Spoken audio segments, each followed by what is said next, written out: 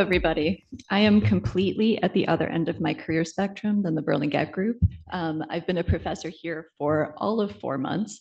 And so while I have named my research group, I'm still the only one in it. So I'm going to mostly spend the next 10 minutes telling you about the work that I've done in the carbon management space and the work that my group is going to do in the future. I'm primarily in my research program is primarily interested in where our stuff comes from, our material consumption, how it's made and how we can make those systems more sustainable. And that led me to engaging in the carbon dioxide management economy because it's such a singular indicator of many different sustainability issues in our world today, whether it's excess materials consumption, excess energy consumption. It is an indicator of public health. But it's simultaneously itself the thing that we are fighting to reduce. And that's a really interesting academic problem to me. But as we all know here, implementing a new carbon economy has a lot of challenges associated with it, which is what I'm going to talk about today. To start, a little bit about me. I have been thinking about this problem for an embarrassingly long time. This is me when I was 17 years old. I won an essay competition on this very problem. I went on to study chemical engineering at the University of Toronto. I did a short stint at Mars Cleantech, which is Canada's largest cleantech incubation firm, and then returned to study solar-driven carbon dioxide and capture technologies. I studied particularly photocatalytic carbon dioxide conversion, and then received quite a large grant from the Canadian government to build out a pilot of this work. And so I spun out a startup company for 3 years to assess the commercial viability of these processes. Spoiler alert, I'm a prof now, so it was not super economical, which is some of the issues I'm going to talk about today. I then returned to academia again. I did a postdoc with MIT Energy Initiative where we looked at different implementation strategies for distributed CO2 capture and conversion systems. And I also developed a solar-driven CO2 capture system as well. I have also begun engaging in some more community outreach and public awareness around the new carbon dioxide economy. I'm currently the chair of the board of directors of Iron and Earth, which is a Canadian nonprofit that provides worker training and community energy projects to usher workers towards sustainable jobs. And actually, Iron and Earth received $16 million from Employment Social Development Canada last year to pilot a lot of these programs. And now I'm here at UBC, continuing this work, which I'll tell you about today. So for the bulk of my career so far, I've worked on what is known as the photocatalytic dry-reforming reaction, which uses methane gas to reduce carbon dioxide into syngas and also has an upsettingly high reaction energy. So it requires a lot of energy input.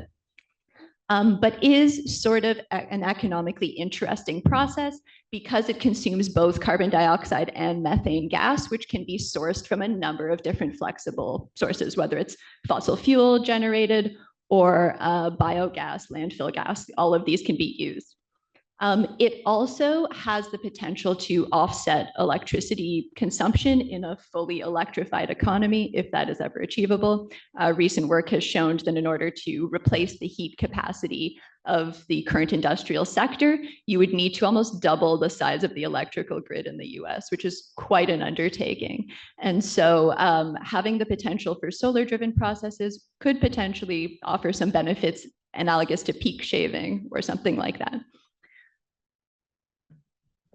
So I was very fortunate at such an early stage of my career to be able to see out this process from the lab scale all the way to pilot development and to really get a picture of all of the technical and mostly non-technical issues associated with implementing technologies like this. And through this process, we saw that the economic viability of these technologies, or this technology, for example, is highly dependent on the scale at which the sustainable feedstocks are generally found in the world. And so, as you can see here, feedstocks which are very high volume, like from petrochemical sources or from very large scale DAC plants, could potentially meet the commercial target for the fossil fuel baseline. This work is from 2021.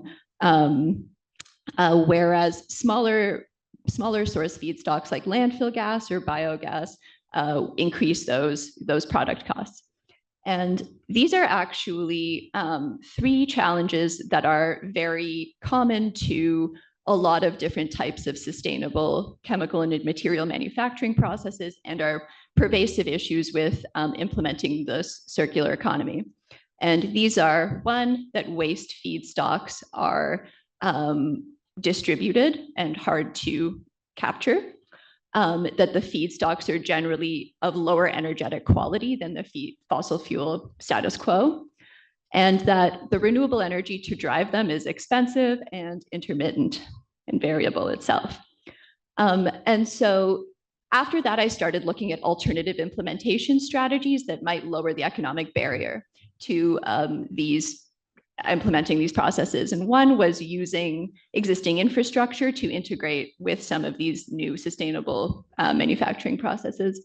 With that, we looked at the potential to capture CO2 in urban areas where carbon dioxide accumulates at higher concentrations, and therefore you can reduce the energy consumption per carbon dioxide, per ton of carbon dioxide that you capture. And as well, I've been doing some work interfacing with some community buy-in issues that exist in implementing some of these processes. So, for example, I have been consulting with environmental defense with some of the First Nations and landowners that are affected by the New Pathways Alliance CO2 pipeline and storage project that's going on in Alberta. And this has been a really interesting experience because the First Nations are interested in getting a third-party independent review and to ask questions from somebody who doesn't have any skin in the game with the Pathways Alliance. And this has been a really interesting experience because environmental defense is one of those, let's say, prickly activist groups that a lot of business leaders and academics who would like to keep their industrial sponsorships might shy away from engaging with. And what I learned through saying yes to them was that so few academics and industry leaders are willing to say yes to these activist groups that the activist groups in the communities end up seeking and getting information from people who are not technical experts in the topic. Like some of the people that these First Nations were talking to were not even Canadian and were asking them how the permitting process worked in Canada. So it's important that we engage all of these different players, even when they're dissenting, because it's important to be part of that conversation. So that's it for me today.